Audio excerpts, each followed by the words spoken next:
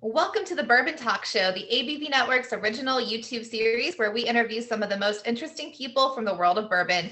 Today on the show, we'll be talking to Brent Elliott of Four Roses and Stephen Fante of Limestone Branch. My name is McNew. Please join me in welcoming my co-host for the evening, Steve Akeley. Hey, McNew, how you doing? Steve. Hey, so McNew, you are the Ed McMahon of the show. Are you ready for that? That's big shoes to fill, Steve. Okay, one of the key things with a good Johnny Carson show was Ed's laugh. Have you worked on it? Let's hear what you got.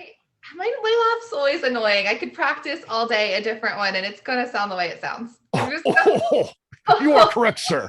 Like Anything I say is hilarious. Remember, don't forget that. That's key to a good show. I'm going to try to refrain from snorting because I do snort sometimes. Yes. Yeah. Well, you do. Try to leave that out. I no guarantees. Okay. So one of the things, and I think it's important since this is our first show to kind of, talk a little bit about what we've got going on here. The first segment that we're always going to do is just you and I. We're going to talk a little bourbon news, things that are going on both in the industry as well as our personal bourbon worlds. So that's going to be one of the things. And I think that the first topic of the day is, what is this show? What are we trying to do here? What are we trying to accomplish? And I think it's just something a little bit different. It is interviews, which we do a lot of interviews on the Bourbon Show and the Bourbon Daily, but this is of course video.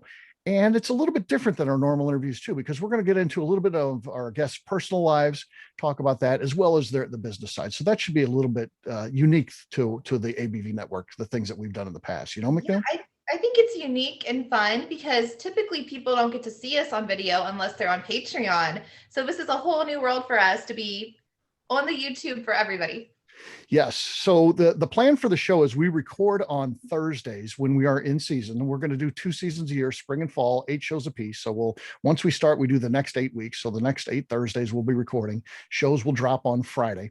We do treat it like it's live. So we don't stop the camera. We don't edit or anything like that. Just like the old Carson show used to do. Even Letterman, when he started, that was one of the things that he always did too. He wanted, how long would they record their hour-long show? They'd be recording for an hour. They'd literally sit during the commercial breaks. They would sit the amount of time that it would take to run the commercials in there and then start back up. So we're trying to do the exact same thing with this. You can check it out on the Bourbon Sasquatch channel on YouTube. So there's some things that you want to do. Obviously, you want to hit subscribe to make sure that you never miss an episode. We'd like for you to watch the episodes, comment on them, like them, and share them. I mean, that certainly just helps new people find the show, and it helps everything that we're trying to do. You can also get involved with the show by signing over at either Eventbrite or going over to abvnetwork.com and getting tickets to be part of the live studio audience, which is a pretty cool thing. Not only do you get to see the show live, afterwards, we have a live Q&A with our guests that are going to be on. So it should be fun. Yeah, you get to fully participate, which you don't get to do on the podcast. So I think that's super fun. Yes, absolutely. And it's a chance to talk to some really cool people in the bourbon world, and the schedule's out there. So you can see who's on, you can pick and choose, come to every show. We'd love to have you on every one, but if you're more interested, maybe you got a lot of things going on, pick and choose some really good ones, and we'd love to have you on. McNew, so I told you we talk about industry things, we'll talk about personal things. The next one's kind of personal for me, and I want to see if you think I'm okay with what I did. So I, of course, live in St. Louis. I can't buy Weller here. I literally can't find it. And if I do, I see the crazy prices. I'll see like a Weller Special Reserve is $150 or, crazy prices. Antique, $200. I can buy antique here in St. Louis, but I'll have to pay $200. And, it's not something I'm comfortable doing when I can get a Special Reserve for $20, $22 or something like that. When I do find it, or, antiques a little bit more now, it's 45 to 50 in there. But my wife, the warden, went to Ohio where her parents live. So she was visiting my in-laws. I didn't get to go. I was busy with work. And Weller is plentiful there. It's one of those states. There's a couple states, for some reason, Weller just is like flows out of the water fountains there.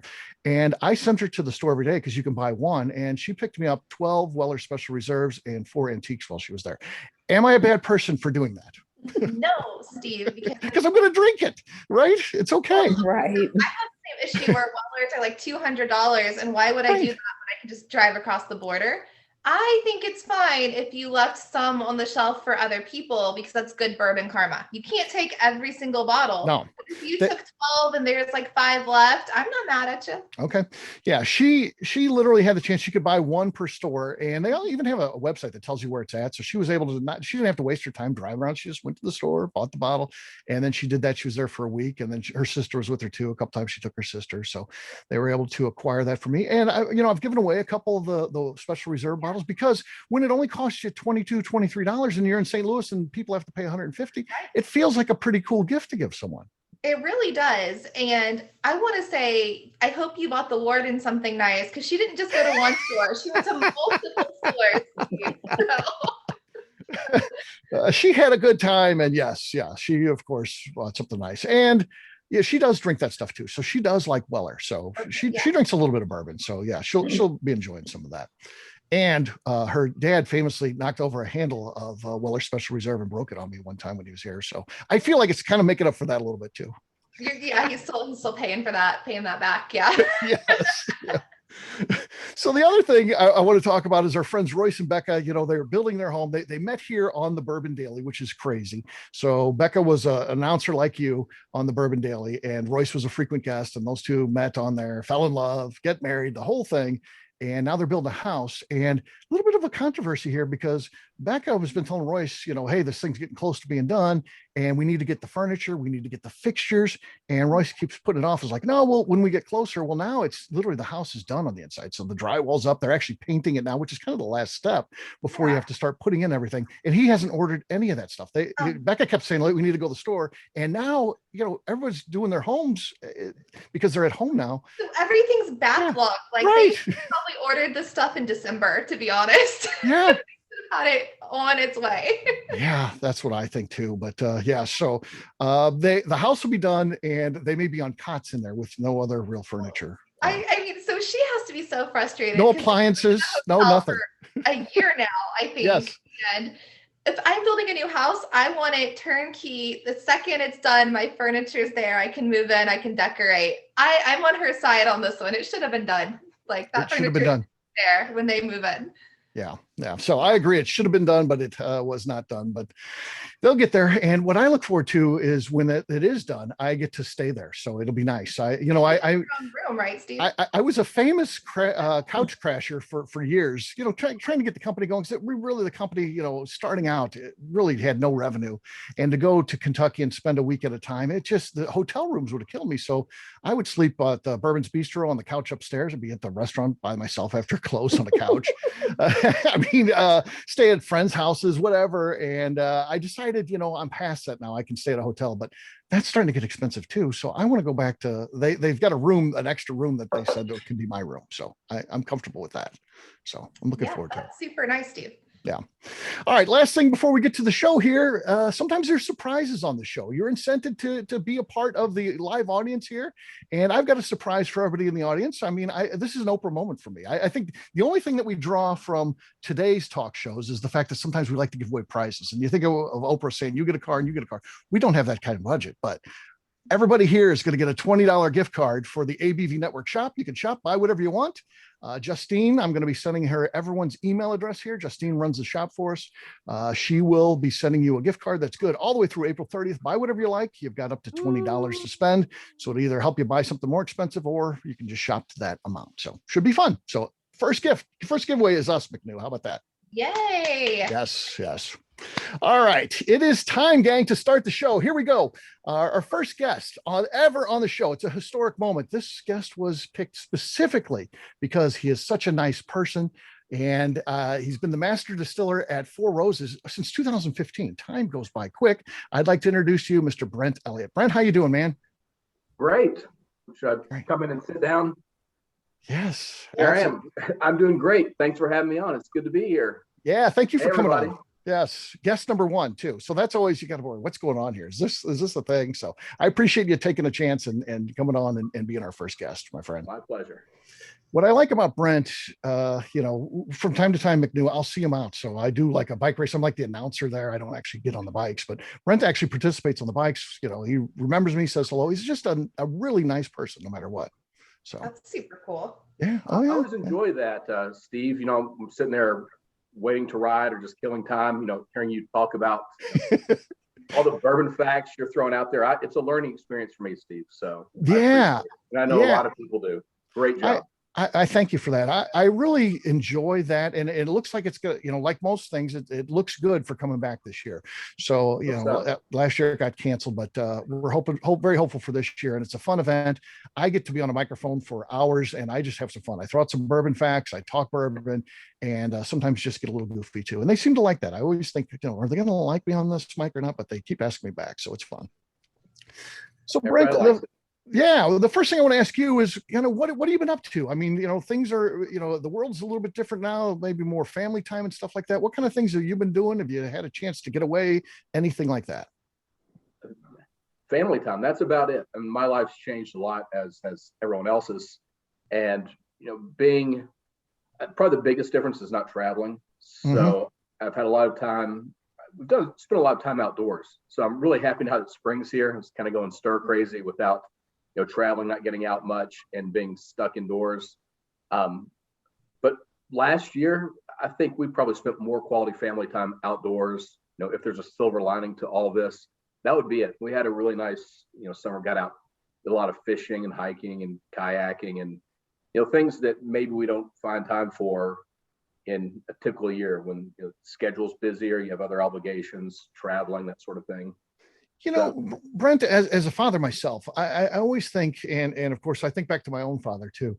What are the moments that are important? And it's stuff like that, because if you think about the moments and you reflect back on my time with my father, I remember those type of things. You're creating these memories that your children will have forever. And it just came out of a very unique and terrible thing. But, it is making the best of a very bad situation, Yeah, we're trying to stay positive and doing the same thing with the kids. It's been tough on them, all the virtual schooling. It's been tough on everyone, but I'm trying to make it positive for them. And I think we did a great job. I mean, all things aside, we had a good year from the family perspective. So it was nice. Yeah. Yeah. So one of the fascinating things for me, Brent, about whiskey is you have to work so far in advance. Like the things that you're working on right now aren't for next month. You're thinking longer term than that. So if you don't mind, talk to us a little bit about some of the projects that you've got going on and any details you can share. Of course, we'd love that. Yeah, that's the thing with bourbon. It's all about patience. And that's kind of what makes it so unique. And so it gives it that charm. You've got to make it. You've got to wait. There's no way around it.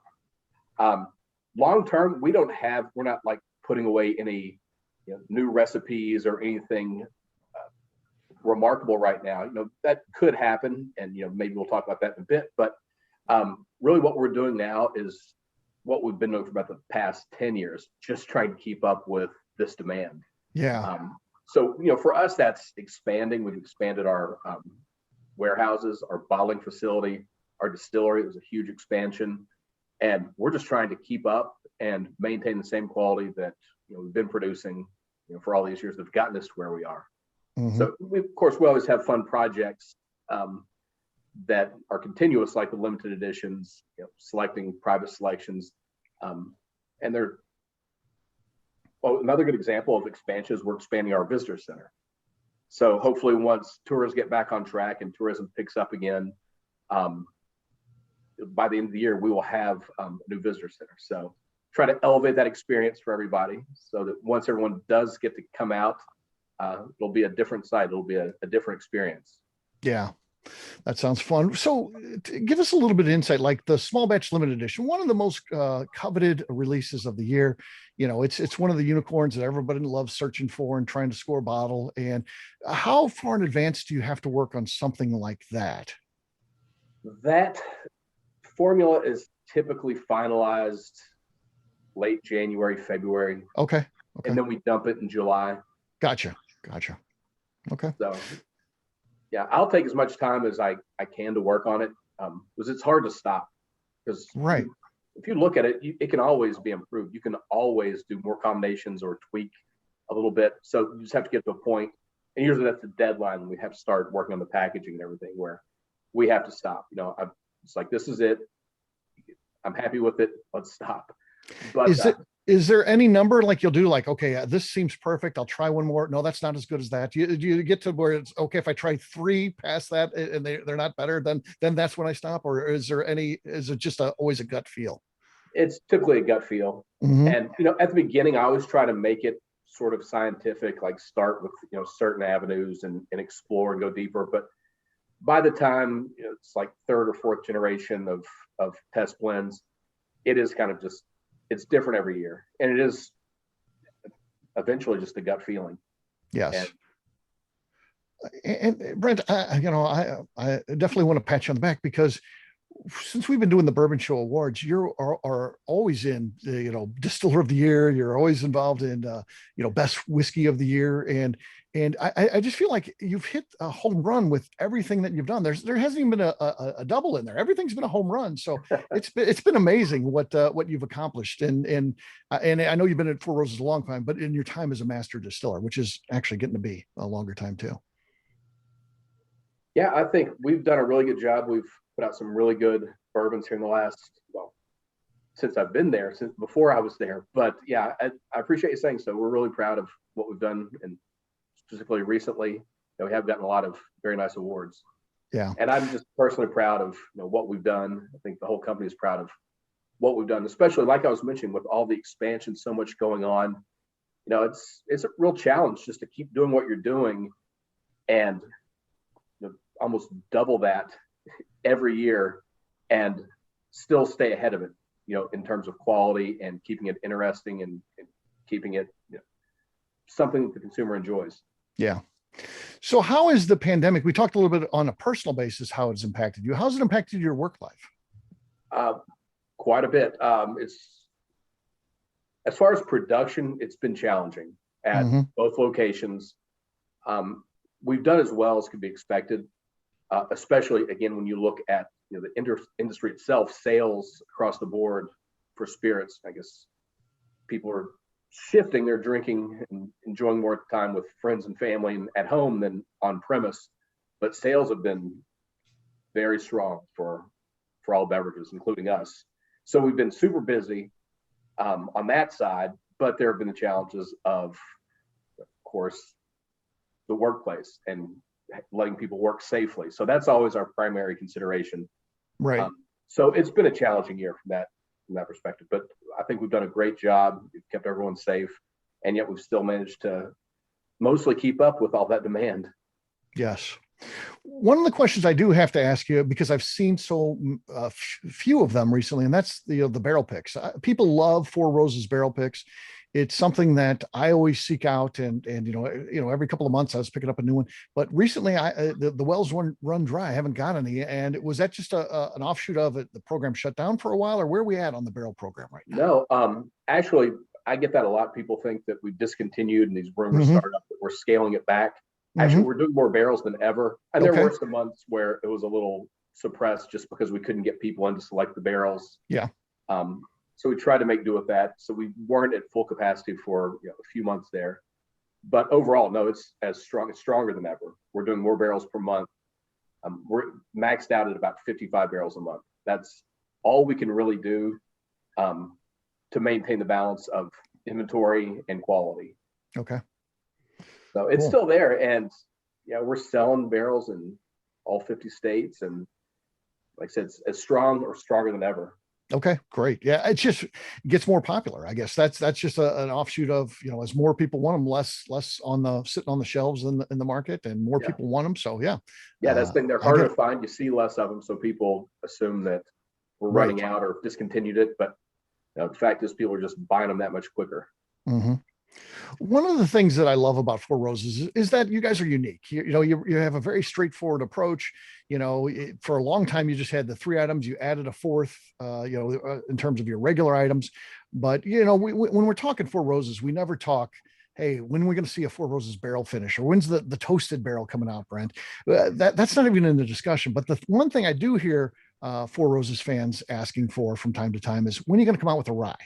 And that does make some sense with you guys being a high rye bourbon, but is that ever going to be in the offering? Something like that? I don't know. And you're right. I get asked that all the time. I get asked about the others occasionally, but nowhere near as often as the question about rye. And of course, because both of our mash bills are high in rye, and rye is a dominant flavor in all of our products, so it makes sense. We don't have any plans to currently, but I'll never say never. We do have, since we doubled our capacity for the first time in 8 or 9 years, we do have some extra capacity in the distillery to maybe do something. So no promises right now, that we'll do something different, but a rye to me would make sense. But I like wheated whiskeys too. I like So do I. There are many styles I don't enjoy, so Yeah, absolutely. I'm the same way. One of the things that I've noticed, and we do some events that are Four Roses specific and things like that, and the fans of Four Roses are different too, because they're not just Four Roses fans. They don't just drink your bourbon. They tend to know everything about it. They know about all the recipes and what flavor profiles they should be. They know the yeast strains. They know about where in the warehouse things are going to be and how that impacts it. They want to know exactly where it was at and those type of things. Is that something that you notice too, how passionate Four Roses fans are? Oh, absolutely. Mm-hmm. Yeah. Does it keep you on your toes? Yeah. When you're presenting? Yeah, that's what I think too. I mean, yeah.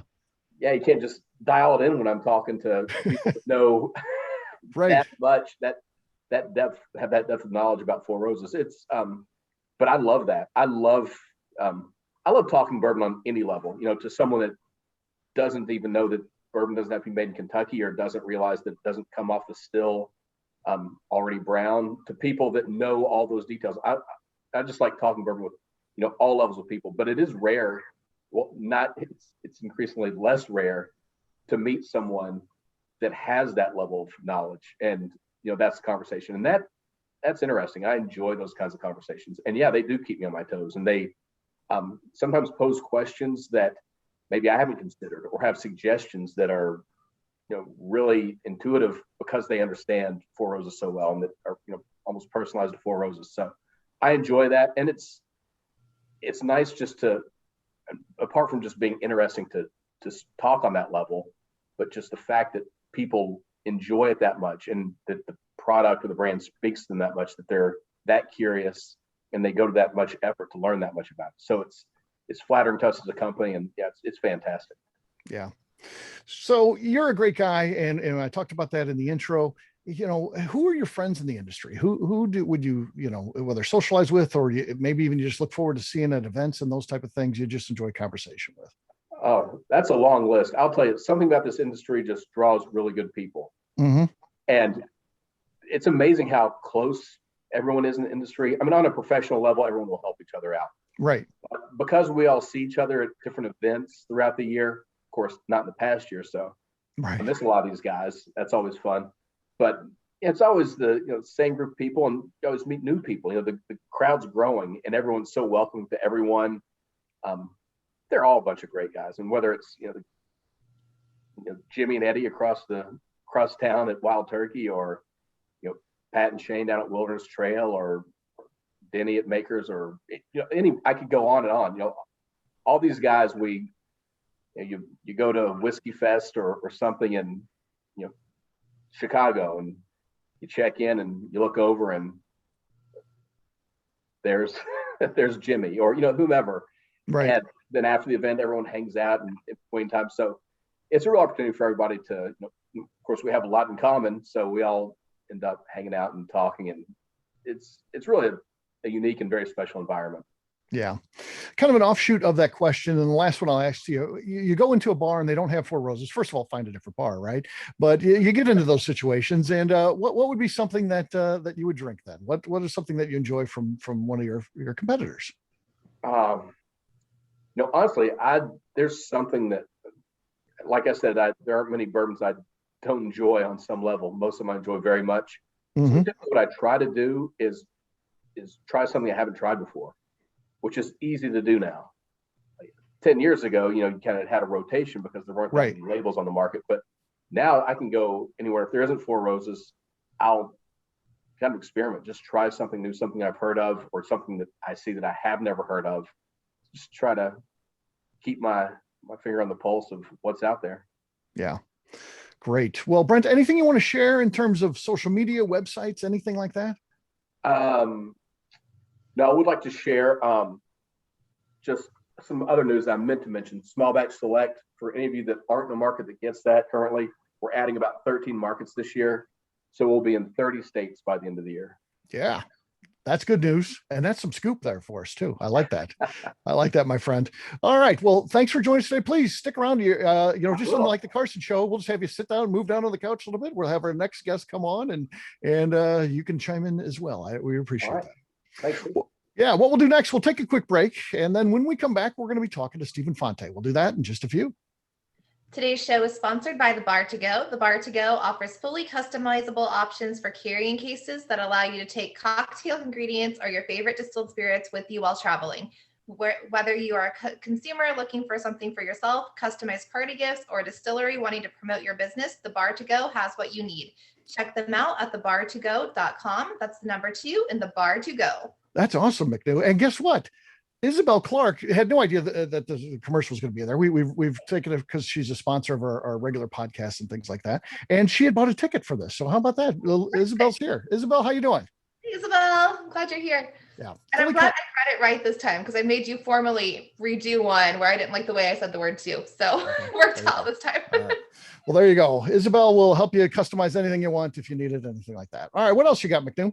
We are also sponsored by Moonshine University. Moonshine University offers programs to assist individuals in the bourbon industry or simply fans wanting to step up their knowledge. Whether you are looking for in-person learning or the classrooms of Moonshine University or looking for self-study online, there are options to fit your unique needs. Check them out at moonshineuniversity.com. Yeah, they do some great things there. I took their class. You took the online version. Yeah. It's helpful. It really is. No matter what you're doing, if you're going to do the in-person or online, it'll help you out. It'll help your bourbon journey. And I enjoyed it. And you never know who's going to be in your class if you're doing the live thing. We had all industry people do it online. I refer back to that very often. It's so helpful. Yeah, absolutely. All right. Well, welcome back, everyone. Our next guest is a brand ambassador for Limestone Branch, also a great guy and funny as heck. His name is Mr. Stephen Fante. Stephen, how you doing, man? Doing well. How you doing, Steve? I'm doing well as well. Glad to have you here, my friend. Good to be here. Yes. You're one of those guys. You're so funny. I always say you could list things that are in your house and just read off a list and it would be hilarious. So yes, you're on vacation now. So tell us a little bit about what you got going on. You got a little time away from work. Tell us about what you got happening right now. A few years back, I decided, when it comes time for my birthday, I'm not going to be around anybody. I'm around everybody all the time. When it comes time for my birthday, I'm going to squirrel myself away. It's going to be in a cabin somewhere in a remote area. And right now I'm in a cabin all the way down in Gatlinburg, Tennessee, with 3 of my finest and best friends. They tell you a lot that if you spend time with younger people, you will continue to be young.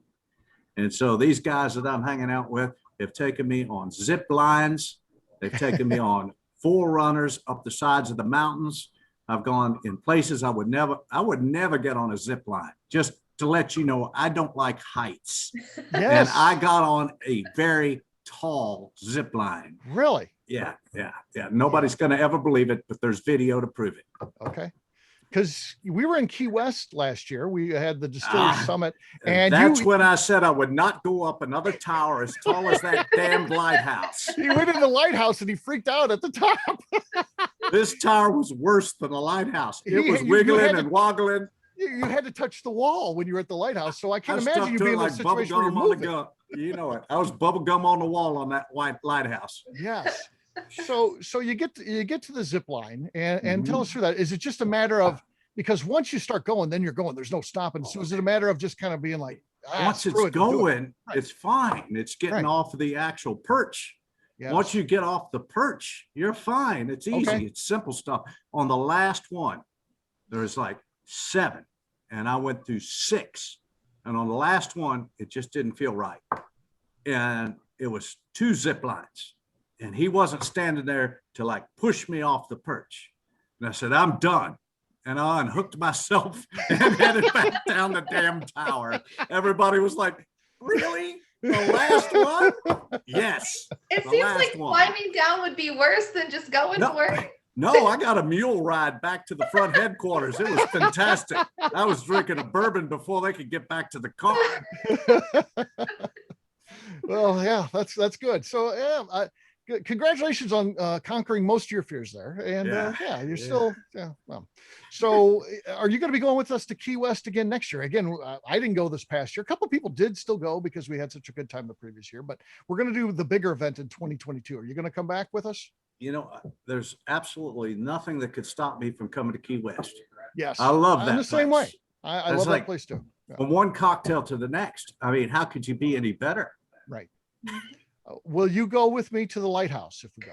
I will not go up that lighthouse ever again. I thought you maybe had one more in you. Okay. No. All right. Yeah. You do have a lot of things going on at the distillery. Give us an update here. There's so much. I follow this on social media. I need to get by there to see this myself, but tell us what's happening right now. Holy snizzle shits. Yeah. The place is nothing more than a warehouse. I'm working for a warehouse. You walk in the front, you got this beautiful gift shop. You open the doors and everything's gutted. Yeah. Even the pipes were taken out. There's no pipes in the building. I'm like, can I use the restroom? Well, you might not want to do that right now. I'm like, really? Yeah, no, we gutted the place. The only thing that we kept was the Trident, the 600 gallons of distilling beauty named after a submarine. Yep. That's the only thing we kept. That's our finishing still now. Yeah, now you're getting a new still though. Tell us about the new still and how much bigger it is. Let's talk capacity. She's gorgeous. Absolutely gorgeous. Of course it is. It's a Vendome, one of those Rolls Royce stills. They call them Rolls Royce stills because it costs as much as a damn Rolls Royce. You're not wrong. I know. Wrong. But they work great. They look good. It's a pot still. Yeah. We're keeping it traditional, but it's a 600 gallon pot still. Okay. We've gone from 6 fermenters at 650 gallons to 12 fermenters, double the number of fermenters in that little bitty space in that back room. 1,200 gallon fermenters are damn near the same size as standing there looking at Beam's office. Wow. You know how tall it is up there. Yeah, you got to take steps. Yeah. Get up there. Yeah. You take these steps up 2 flights of stairs to get to the top of these fermenters. And then the 600 gallon ones that we kept, we hiked them up with leggings on the bottom of them. So we've got about 4 of those that we did not trash, did not, move on to another destination. And then the other ones, are all the big 1,200 gallon fermenters. We got a Farilli. It's a Italian still, Farilli. It's absolutely gorgeous. I had some social media out there and I got a tag from a Vendome person that said, man, that's an awful high rise on that still for bourbon, son. I said, it's not a bourbon still. It's a gin still. Yeah. That shut him down. He didn't know we were already getting a 600 gallon still from them, I guess. I don't know. Yeah. Yeah. Well, Stephen's committed to the gin because it's a passion for his, his background, was agriculture in, landscaping and all that kind of, so he knows plants and all that kind of stuff. And he said to tell you, hey, from the southern branch of Limestone Branch Distillery, Florida. He said to tell you, hey. I talked to him just before I got on. Yeah, well, tell him I said hi. So I look forward to seeing him again soon. So I want to come there and hang out. You're doing some renovations to the lounge area too. Is that Can you believe it? Wow. Miners Lounge. I might not even know where I'm at when I show up there. You're not. Right. I mean, when you pull in a parking lot, nothing looks different. Everything looks identical to exactly the way it was. Yeah. But when you know. Right. There's no more bottling line in our building at the distillery. Bottling line is gone. We put it at the Knick-Knack Shack up on top of the hill. That opened up the room for the Farilli still. So the corner in that section, if you're familiar with the distillery, that corner is now all gin. Yeah. And then you look at from Beam's office down, all you're going to see is fermenters. Yeah. I mean, huge amounts of fermenters. And then if you get down below and walk around, you're going to see this brand new 600 gallon Vendome sitting next to the Trident and brand new cooker. So we're not using Tim Smith's old still as a cooker anymore. We've got a brand new cooker. If you go out back, you're going to see an entire new processing center in the back of the distillery that, we're processing all our grains from. So all new equipment back in the back, in addition to everything else inside the building. It's a game changer. It's going to be a big deal in the near future.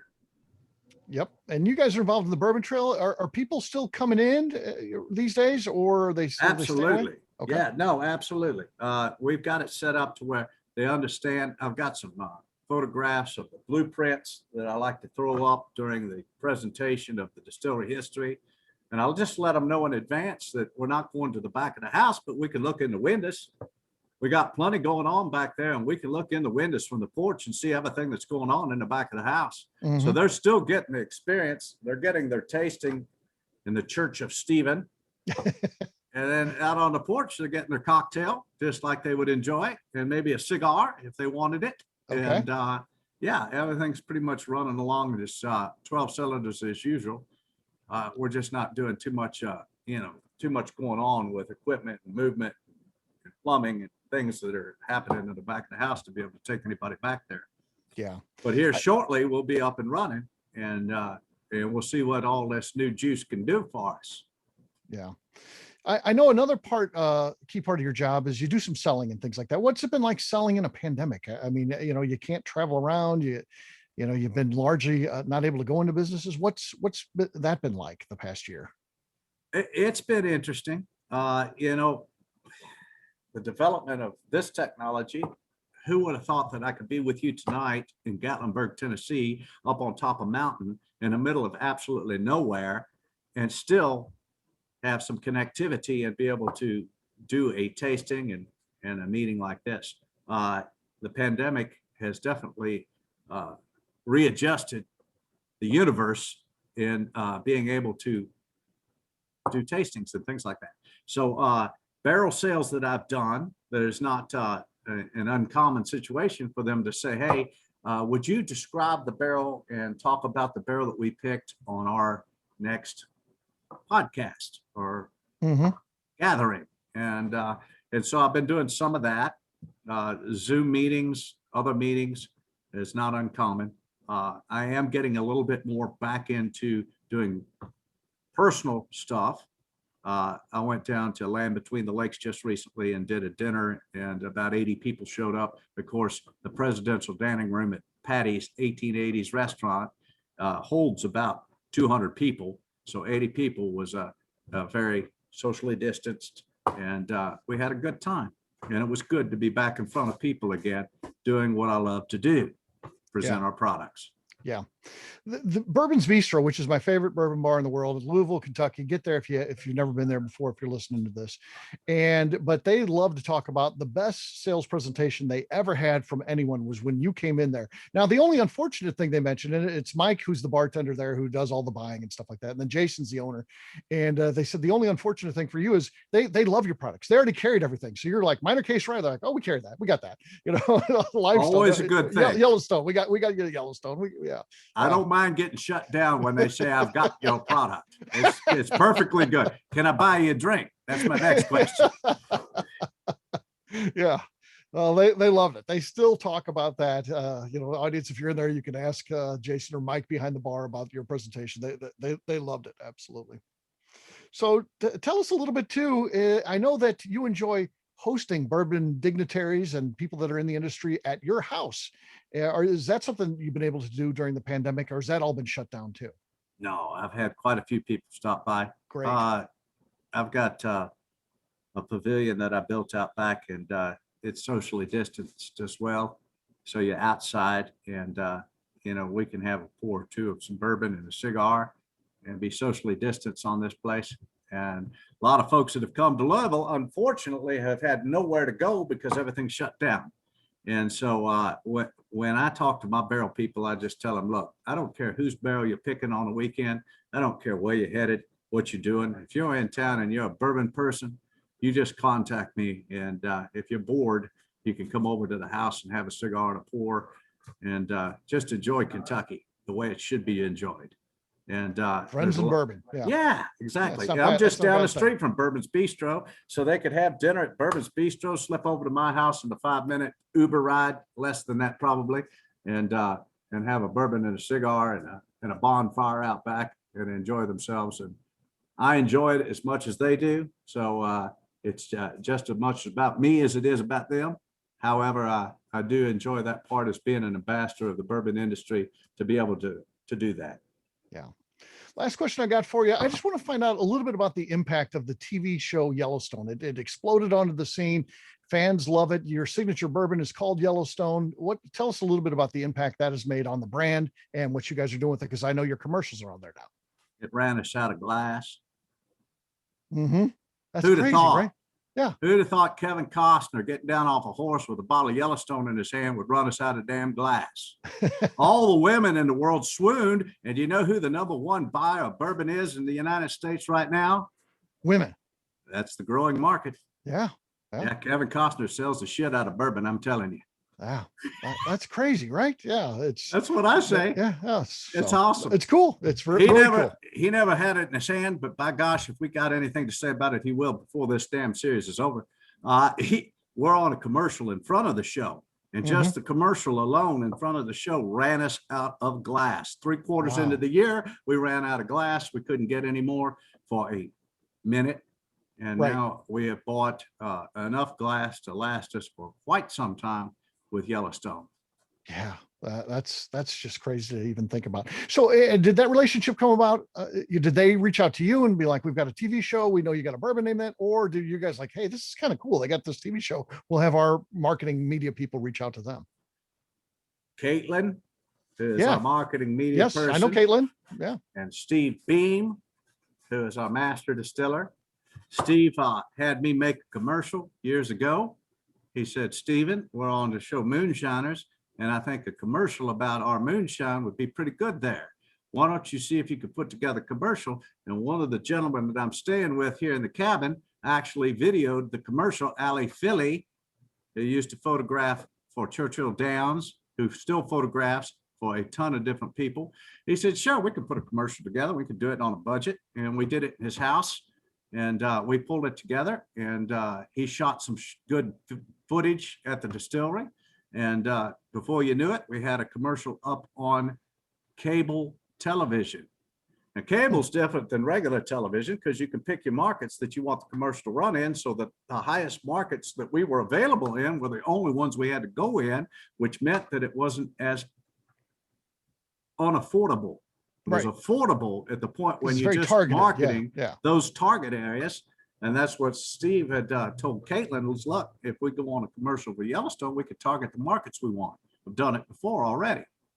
And Kate, it was an epiphany moment. And all of a sudden we started, now we're in all the markets with Yellowstone commercials in front of the show in every market. And there's about $1.5 million spend going into Yellowstone bourbon this year in just marketing alone. So guess what, folks? You're going to see Yellowstone a lot this year. Yeah. You're not running out of glass again. It's not going to happen. It's not going to happen. All right. Steven, appreciate you coming on. Anything you need to plug, websites, social media, anything like that? Any new products you want to talk about? Whatever you'd like. We're good with that. Well, I've been reassigned again, and my new commission is barrel sales. So I'm selling a lot of our single barrel products.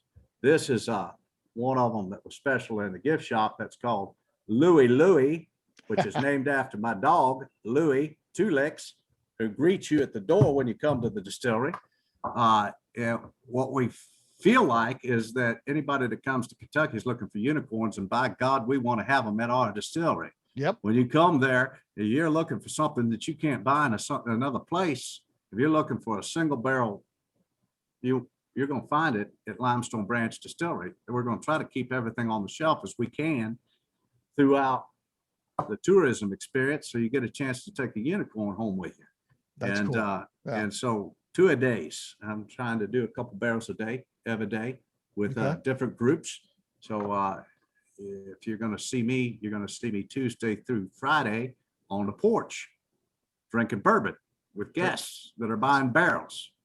And then on Saturdays, you'll see me doing special tours. And on Saturdays, Sundays, and Mondays, you'll see me in the marketplace, preaching the word and the gospel of Yellowstone, Kentucky straight bourbon.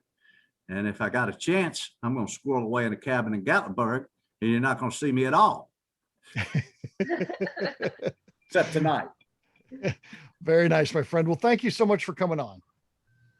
Enjoyed it, Steve. Always do. Absolutely. Well, McNew, we did it. Episode number 1. How about that? How about Done. Fantastic guest, great audience. It was good.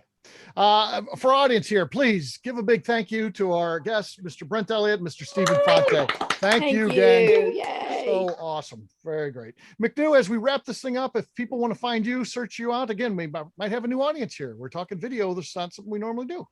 Yep, I am on Instagram at McNew ABV. All right. For me, I'm an easy guy to find at Steve Akeley on Twitter, Instagram, or Facebook. I've got a website, steveakeley.com. We've also got a company website. That thing's abvnetwork.com. Check it out because everything that we do is out there. If you're talking about our shop, again, everyone here today gets a $20 gift card to our shop. Congratulations on that. But if you'd like to check out the shop, all that and our old shows, virtual bourbon, maybe you want to sign up to be an audience member here, check us out at abvnetwork.com. McNew, anything else to say before we get out of here? I'd like to remind our audience to please hit the subscribe button for Bourbon Sasquatch on YouTube, where all of our shows will be posted. When you are watching an episode, please give us a thumbs up, leave some comments, and share it. It helps new people find the show, which is very important to us. And next week, we'll have Bernie Lovers of Heaven Hill and Lenny Eckstein of Deer Hammer Distilling. All right. Until next week, take care, everybody. See ya. Bye.